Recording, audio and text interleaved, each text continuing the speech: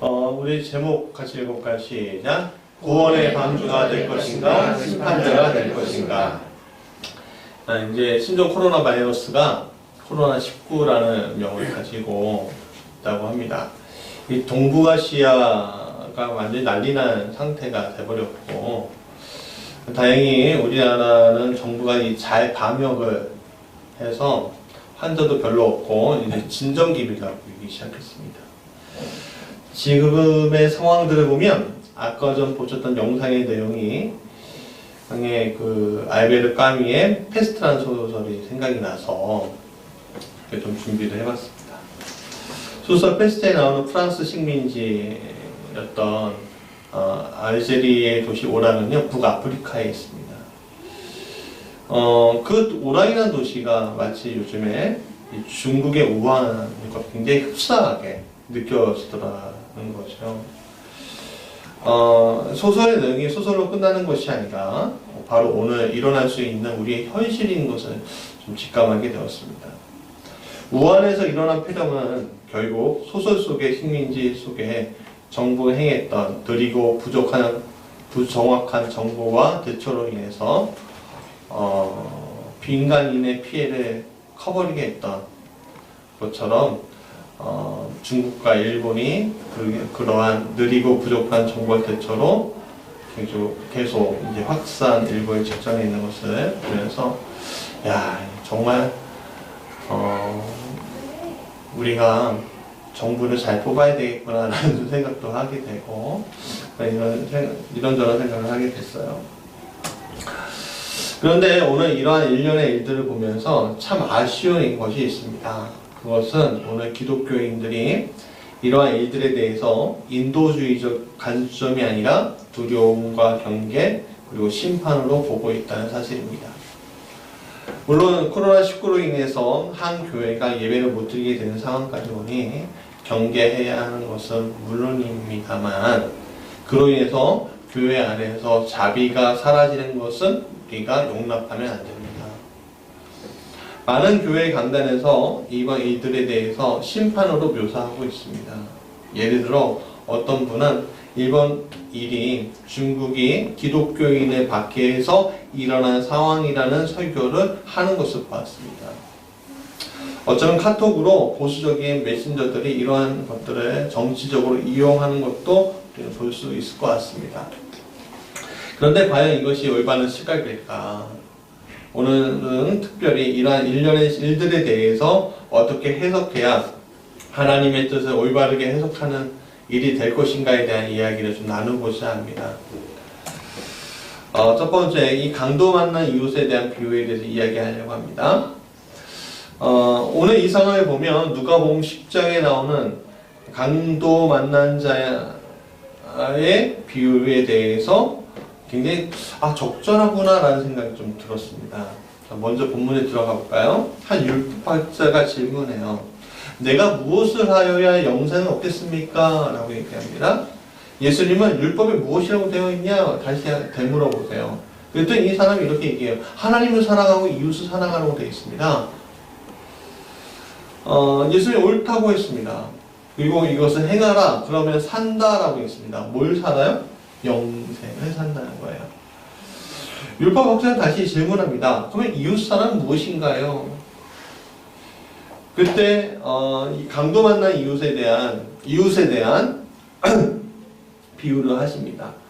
한 사람이 강도 만나 죽게 되었는데 저 사람도 지나가고 레인도 보고 지나가기 바쁜데 그 당시 유대 사람들이 멸시하던 사마리아 사람이 그를 구원해 주었다. 그렇게 말씀하시고 누가 이웃이냐 되물어보셔요.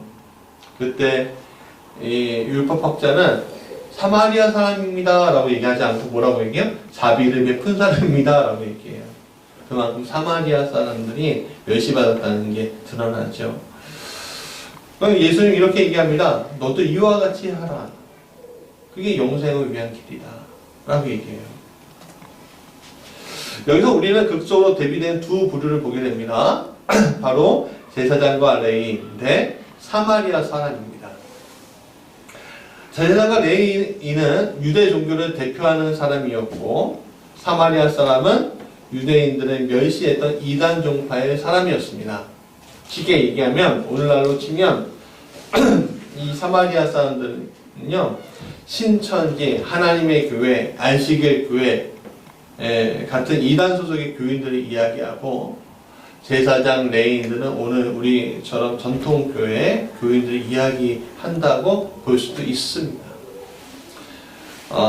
오늘도 이단 교회 사람들이 무엇을 잘했네 라고 하면요, 굉장히 경계하는 것이 오늘 우리의 상황 인식입니다.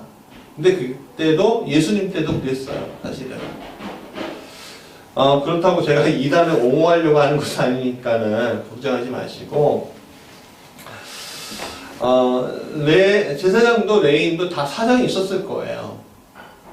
그들에게는 약속 시간이 있었겠고, 그들에게는 중요한 제의가 있었겠고, 그것들은 다 명예에 관련된 일이고 하나님을 사랑하는 일이었어요.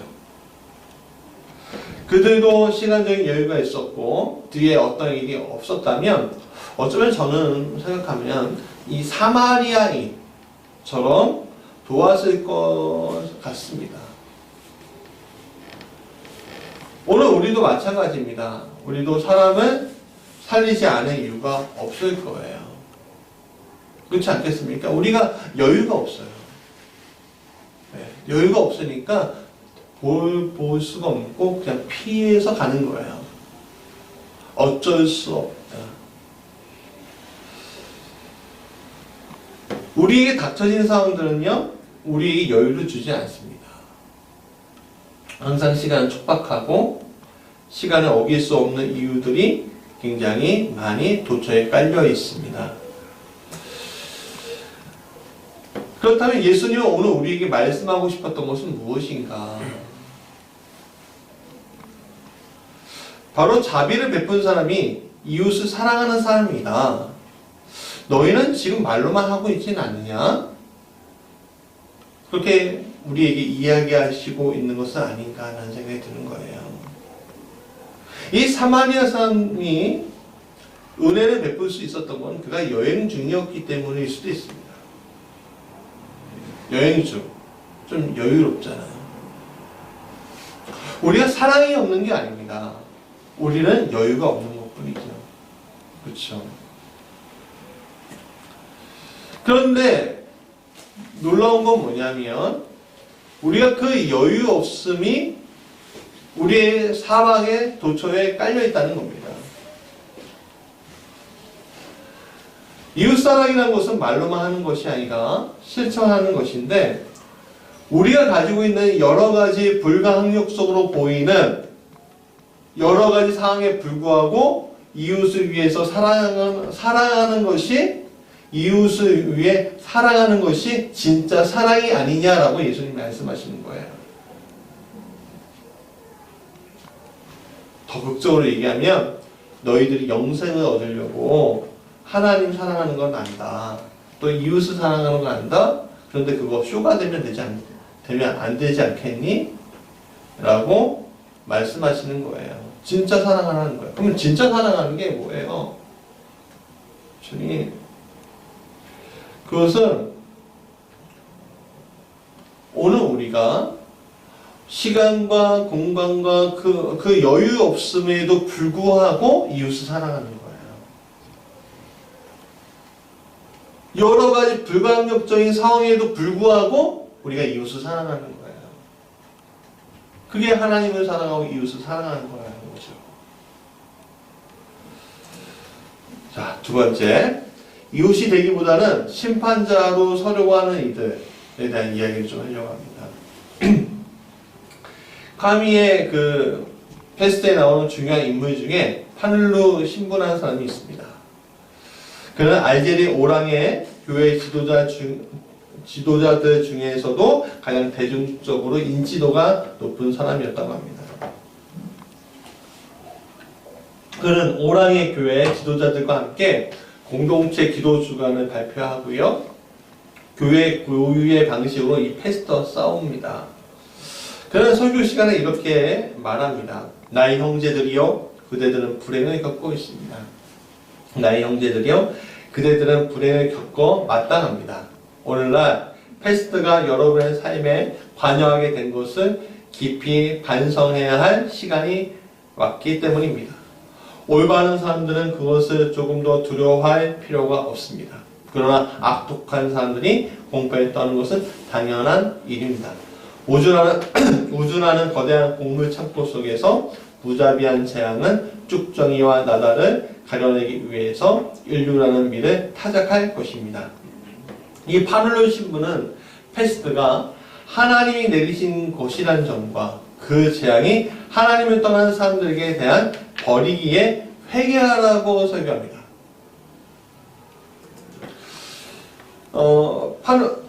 오늘 우리가 이러한 일련의 일들을 바라보는 것도 이런 시각과 거의 비슷하게 우리가 흐르는 것을 많이 보게 됩니다. 많은 사람들은 이런 사태를 보면서 이게 우리가 지금 종말로 가고 있는 거 아니야? 그런 신호탄으로 해석합니다. 뭐 비록 이 바이러스뿐인가요? 이게 환경 파괴를 통해서 지구 온난화. 저는 김포에 와갖고 첫눈을 이렇게 아름답게 보는 거는 올해가 처음인 것 같습니다. 네. 이렇게 눈이 안 내린 적이 없었죠. 그리고 뭐 지진, 또 일본의 방사능 사태, 또 전쟁, 기아,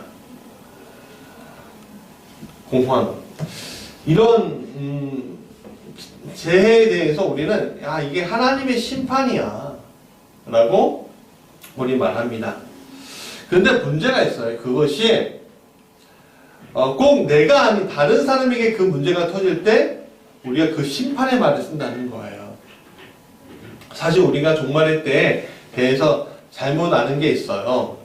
그것은 이 땅의 사람들이 악함이 하늘에 닿을 때 종말이 온다고 여러분 생각하시죠? 그렇지 않아요. 실제로는 우리가 더 이상 구원의 방주가 될 수 없을 때에 오는 것이 맞습니다. 마가복음 13장 7절 8절 같이 읽겠습니다. 시작. 우리가 나리의 소문을 들을 때 두려워하지 말라. 이런 일이 있어야 하되 아직 끝이 아니라 민족이 민족을 나라가 나라를 대적하여 일어나겠고 곳곳에 지진이 있으며 비근이 있으리니 이는 재난의 시작입니다.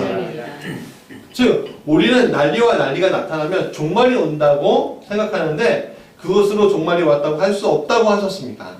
예수님은. 정확하게 봐야 돼요. 말씀을. 단지 그 날을 알리는 시작일 뿐이라는 거예요. 우주의 역사에서 종말은요 이미 시작이 되어 있어요. 이 말세지 말에 종말이 시작이 되어 있어요. 근데 그것을 우리가 인식하며 살아가느냐 인식하지 못하며 살아가느냐의 차이가 있다는 거예요.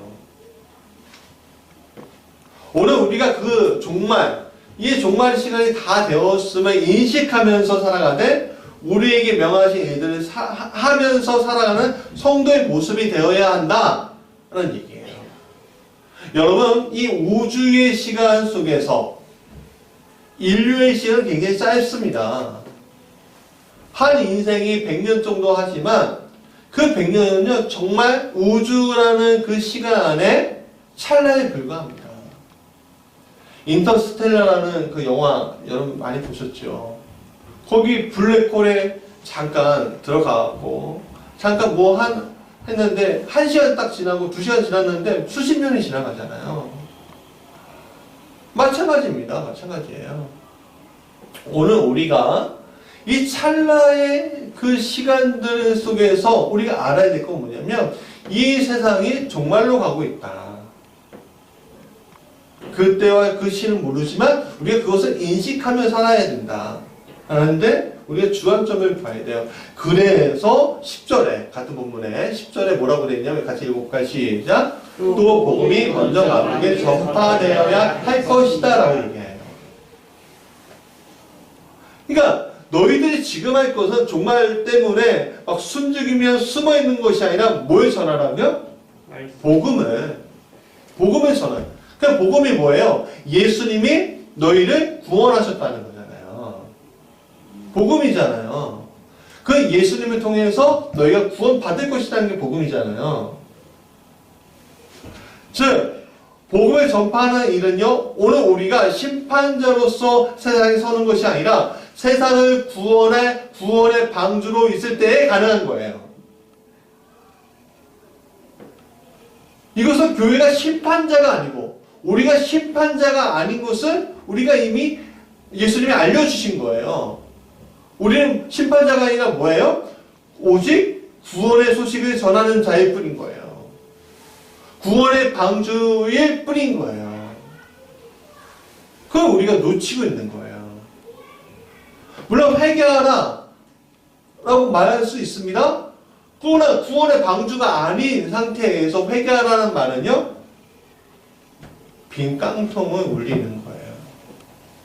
울리는 깽가리와 같은 거죠. 그럼 구원의 방주로서의 교회는 뭐냐? 강도 만난 자의 구원의 방주는요, 한 사마리아 사람이었습니다. 그는 자신의 의롭다고도 하지 않았습니다. 그저 여행하던 중에 그를 보고 불쌍히 여겨 치료해주고 여관에서 치료받게도 하였고 또 끝까지 그를 책임져 주었습니다.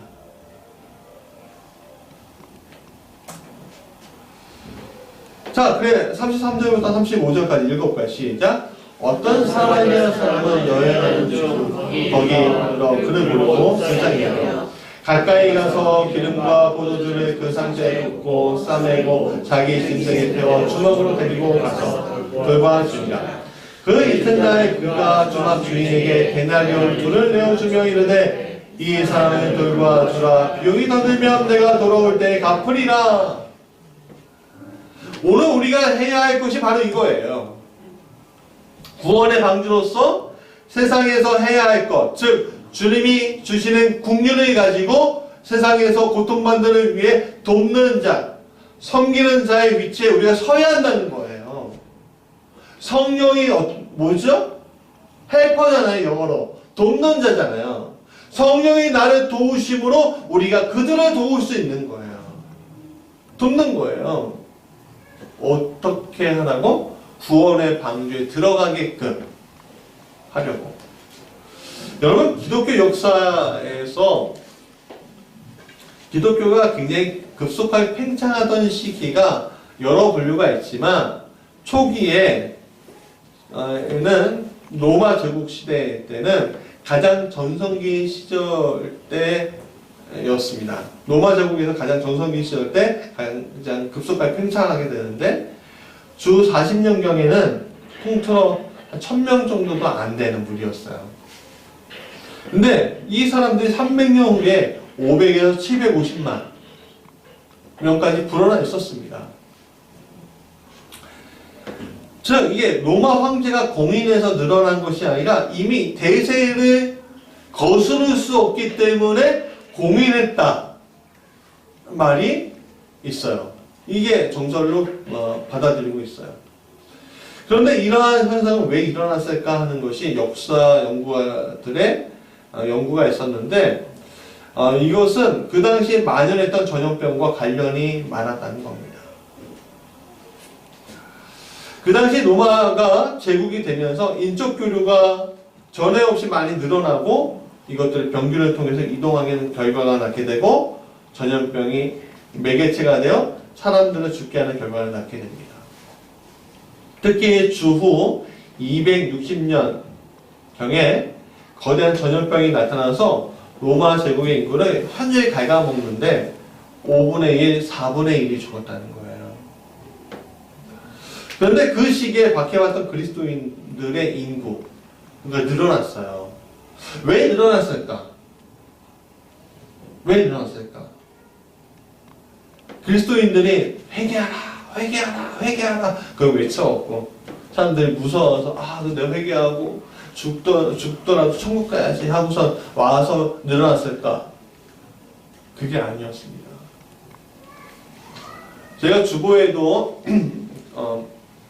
정확하게 다 했는데 좀 시간이 짧아서 짧게 했는데 짧게 이제 말씀을 드릴게요. 교회사 기록 중에서 교회사 기록 중에서 주 260년 이집트 알렉산드리아 감독인 디오니시우스 편지를 보면 알 수가 있는데 유세비우스 교회사에 나와 있어요. 이렇게 이야기하고 있습니다. 축약해도 좀 긴데 잘 들어주세요. 형제들은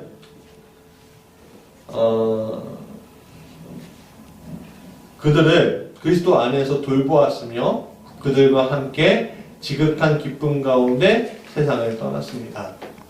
그들은 다른 사람들과 이웃에게서 그 병이 전염되었으면서도 자원하여 환자들의 입에 음식을 넣어줌으로써 자신의 고통을 자초하였습니다. 많은 형제들이 다른 사람들을 치료하고 건강하게 해주고는 자신들은 죽었습니다. 그들은 스스로 죽음을 자초했으며 전에는 하나님의 공치사거나 형식에 불과한 것처럼 보이던 흔해 빠진 표현을 실증했습니다. 뭐 이런 거 있잖아요. 사랑합니다. 이런 거 있잖아요. 그들은 실제로 자신의 죽음 속에서 만물의 찢기가 되었습니다. 우리 형제들 중에 가장 선한 사람들은 이런 식으로 세상을 떠났습니다. 그들 중에는 장로도 있었고 집사도 있었으며 크게 칭찬받는 사람들도 있었습니다. 이와 같이 경건함과 열렬한 신앙을 수반한 죽음은 순교에 조금도 못지않은 죽음이었습니다. 그들은 성도의 시신을 맨손으로 품에 안아다가 눈을 깨끗이 해주고 입을 닦아주었으며 그들을 어깨에 지고 가서 사지를 가다듬고 호응하였고 그들을 단정히 씻기고 추위를 입혔습니다. 그리고 곧 자기 자신도 같은 의식의 대상이 되었습니다. 살아남은 사람들은 앞서간 사람들의 뒤를 쫓았습니다. 그러나 이교도들은 이와 반대로 행했습니다. 그들은 병들어 앓기 시작한 사람들을 쫓아냈으며 사랑하는 친구들도 멀리했습니다. 그들은 아직 숨이 끊어지지 않은 사람을 길에 내다 버렸고 죽은 사람을 매장해 주지도 않았습니다. 그들은 어떻게 해서든 죽음을 피하려 했습니다. 그러나 아무리 예방하고 조심해도 그것을 피할 수는 없었습니다. 여러분, 초기 그리스도인들은요, 그들의 공동체가 적어도 이 땅 위에선 가장 안전한 곳이다 라는 인식을 그 당시 사람들에게 알려줬습니다. 그럼 무슨 말이냐면 그들을 막아서 이 장소가 안전합니다. 그들과 폐쇄된 공간에 있어서 안전합니다가 아니었습니다. 초기 그리스도인들은 그들을 받아들였어요. 아픈 자들, 죽어가는 자들을 품었습니다. 죽어가는 자를 품으면서 내가 건강하지만 그들을 치료해 줬어요. 그 당시 무슨 약이 있겠습니까? 그 당시 뭐가 있겠습니까? 그냥 깨끗하게 먹이고 스스로 낫는 것밖에 없었을 거예요. 그런 식으로 하다가 어떤 사람은 건강에 대해서 그 병에서 낫게 되고 그렇지만 그것을 치료해 준 사람은 또 죽어갔습니다. 그게 그리스도인들이 로마에게 행한 일이었습니다.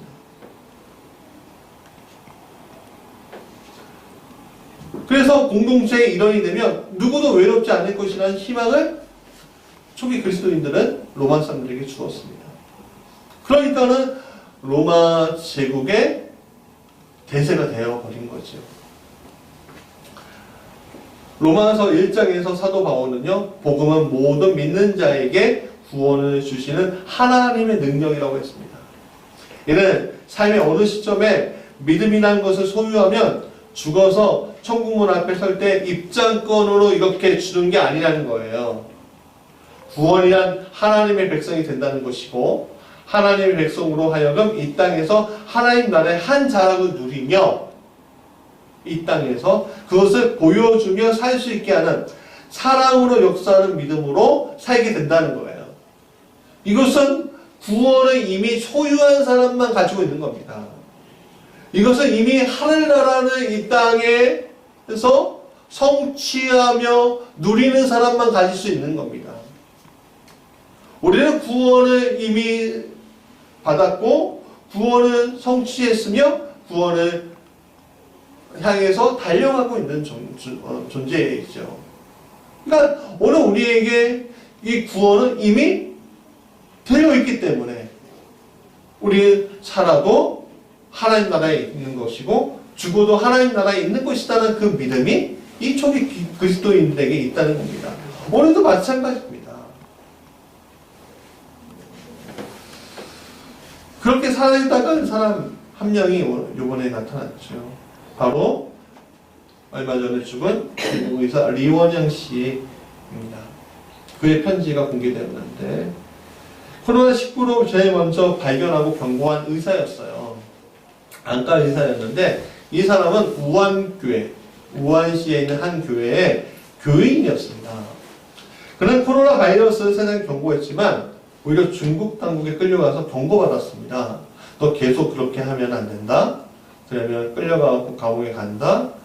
허위사실 퍼뜨리지 마라. 혼란시키지 마라. 그렇게 했어요.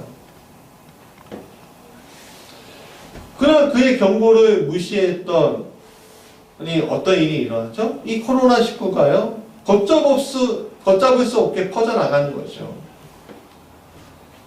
오늘 우리가 경험하고 있는 이런 일이 일어나고 있는 겁니다. 그는 환자를 돌보다가 그 자신도 감염되어 죽었습니다. 그가 유서를 이렇게 했는데 여러분들 카톡에 전문이 있으니까 그거 보시고 제가 조금 중요한 부분만 발췌했습니다. 나는 본디 평범하고 보잘것없는 사람이었습니다. 어느 날 하나님이 나에게 그의 뜻을 백성에게 전하라 하셨습니다. 조심스럽게 말했습니다. 그러자 누군가가 나에게 태평한 세상에 소란 피우지 말라며 도시 가득 화려하게 피어있는 꽃이 보이지 않느냐 말했습니다. 기다렸습니다. 어젯밤 눈 내리기를 기다렸습니다. 하나님이 내 머리에 쓰다듬으며 말했습니다. 착하지? 나와 같이 가자. 인간은 가치가 없어. 이 말에 눈물이 왈칵 쏟아졌습니다. 하늘이 곧 박습니다. 나는 가야 합니다. 한 장의 보증서이 아마 구원을 얘기하는 거예요. 들고서 이 일생 유일한 행락입니다. 감사합니다. 세상의 모든 나를 이해하고 나를 동정하고 나를 사랑했던 모든 이들, 나는 당신들이 모두 동트는 새벽을 내가 산마루 건너기를 기다릴 것임을 알고 있습니다. 자, 말씀의 결론입니다. 나는 어떤 이웃인가 라는 생각을 하게 됩니다. 온갖 이유가 있음에도 불구하고 섬길 수 있는 이웃인가? 하나님을 사랑한다고 하면서 사람들은 가려가면서 사랑하고 있는 것은 아닌가? 하나님의 형상인 사람을 하나님의 마음으로 사랑하고 섬겨야 하는데 오히려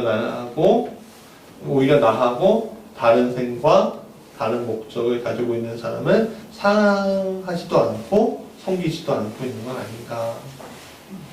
그러면서 자신을 의롭게 여기는 율법학자의 모습이 내가 아닌가? 그러면서 예수님 앞에 서 있는 것이 아닌가 고민하게 되었습니다. 여러분, 구원의 방주로서의 교회, 구원의 전파자로서의 우리는 단순히 복음을 전한다고 해서 이루어지는 것이 아님을 우리는 알아야 합니다. 예수님도 복음을 전했지만 그 복음을 위해서 십자가를 지셨지요. 그것은 완전한 자기 희생의 모습이었습니다. 교회는 세상의 심판자가 아닙니다. 우리는 세상의 심판자로 오지 않았습니다. 사람들을 구원하기 위한 방주이고 또 도구일 뿐입니다. 그 방주에 세상 사람들이 올라타도록 설득해야 합니다. 설득은 말로만 하는 것이 아닙니다. 초기 기독교인들처럼 다른 이들이 다 도망가고 내팽개칠 때 오히려 선한 사마리안처럼 손을 내밀고 내 목숨을 아끼지 않고 돌봄의 자리에 있는 이들이 되어야 합니다. 오늘날 그런 이들이 있었습니다. 이 리원양 성도, 이태석 신부, 문준영 전도사, 손영호 목사 같은 이들이 있었습니다. 오늘날도 많은 교회에서 이름도 없이 빛도 없이 소금처럼 이 세상 가운데 살아가는 분들이 많이 있습니다. 그들이 빛입니다. 오늘 무지개 교회가 그래야 합니다. 우리는 어떤 이유가 있더라도 우리는 이웃을 사랑하는 자리에 서야 합니다. 그게 하나님의 마음을 전하는 자리입니다. 그렇다면 내가 이웃을 어떻게 사랑할 수 있을까요? 여러분, 가장 내가 할 수 없다고 생각하는 그 자리에서부터 가보면 어떨까요? 동전 하나 던져주는 것으로 이웃을 사랑하는 것이 아닙니다. 이웃을 사랑하는 것, 내 마음으로 섬기는 겁니다. 그 이웃이 어려울 때 내가 최선을 다해 도와주는 겁니다. 왜?